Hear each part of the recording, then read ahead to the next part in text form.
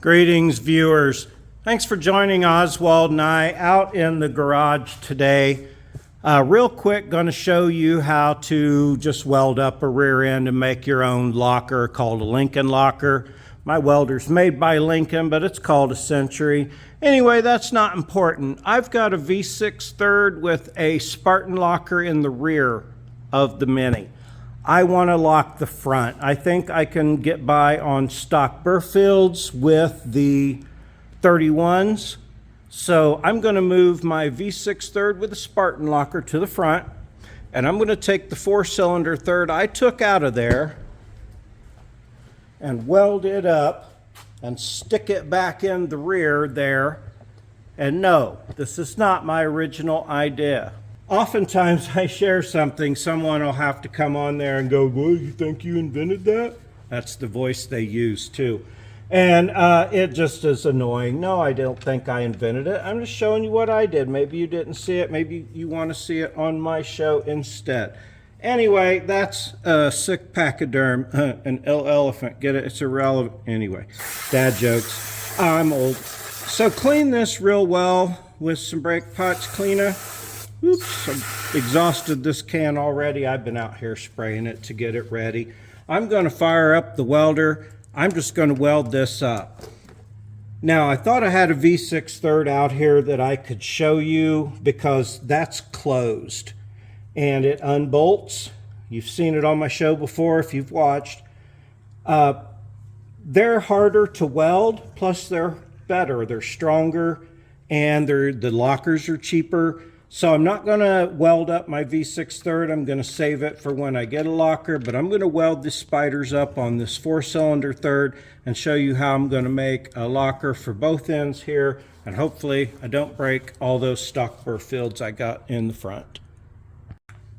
Yeah, because I think that 90, roughly 90 horsepower that little 22R makes. Anyway, yeah, I'm sure I can get by. I'm not going to break an axle. I don't think I'm going to break this 4-cylinder third.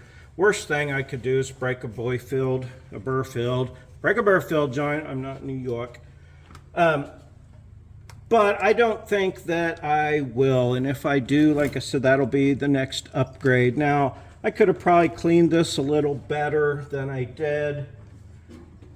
But I did spray it quite a bit and it's pretty clean. I'm gonna clip my ground on there. Can you see in here? It's basically just where the gears come together. Like right there, where the gears come together. Let me grab a light, hang on. I got my welding gloves on, so you'll just actually have to hang on there.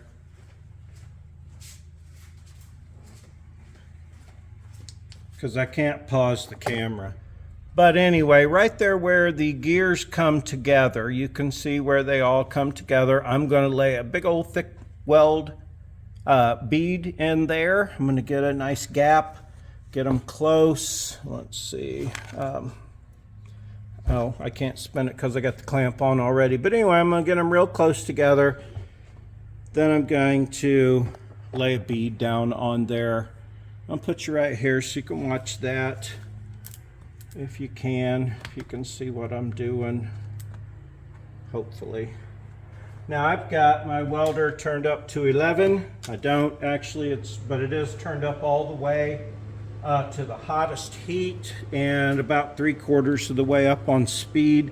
I'll see how that goes here.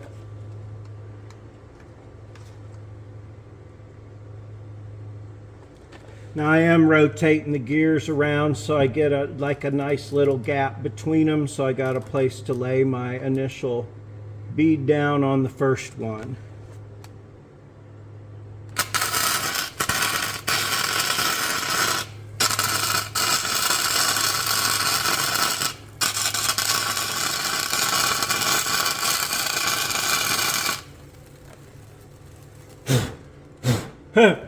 Don't weld right directly over your brake clean soaked countertop, because that will make a little fire. There's going to be several more of those. Fear not, I have my fire extinguisher close at hand.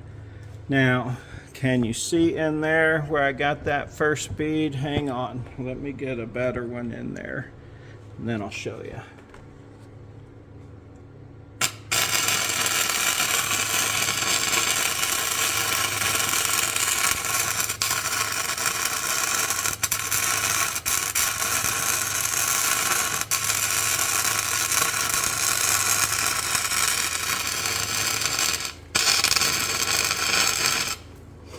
All right, now that is good in there. I'll try to show you. And that's just the first weld in there. Okay, can you see that in there? Trying not to move everything. Still got my big old gloves on. All right, see, so those two gears are held together well. Now I'll come down here and do the bottom on that same one. I'll come across and do the bottom, and then I'll do the top. And I'll weld them pretty thick back and forth across like 2 or 3 layers. I'm not gonna make you watch all that, but I'll come back and I'll show you one side, then I'll turn it over and do the other side. All right, now to kind of get you the idea, hope you can see in there. Now I welded a real nice on that top one up here at the top, 2 teeth together. Over here, I was able to spread it across 3. Down at the bottom, because it's opposite, I was able to spread it across 3 teeth. And then down here at the bottom, a nice big double bead across 2. Now, I could weld these to the carrier, but it's cast. I could weld to that center pin, but that's hardened. Those gears ain't going nowhere. I can throw a little bit more on there. I'm going to turn it around here real quick and do the other side. But this is basically the gist of making your own homemade locker. So the 4-cylinder third will be plenty strong. You could put grease on your gears and in your splines and things if you're worried about your spatter getting on there. I'm not really worried about it. The flange is missing off this because I had to put it on that V6 third. So when I moved that one around, I could have welded the 4-cylinder one that's already in the front. But I'm just going to set it aside. I'm saving my 6-cylinder third. Sorry, it was in the, it would have took me too long to get to it, and I'm lazy.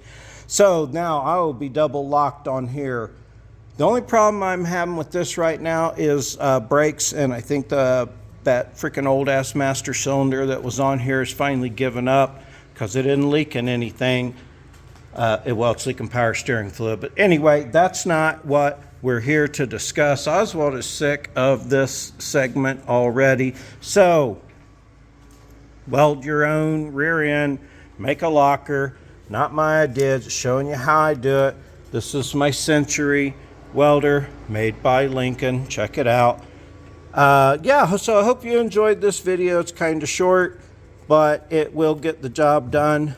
And I'm going to roll this around and weld the other side now. And then I'm going to be locked both ends. Except now I got to do the job of changing them. Anyway, really appreciate you joining us today. Dang, there's a little wind, dust tornado kicked up out there. It's supposed to rain. Oswald and I sure do appreciate you. Yeah, more to come on everything in the shop. Sure do appreciate you joining me out here. I love you. Thanks for joining me for some mediocre automotive content.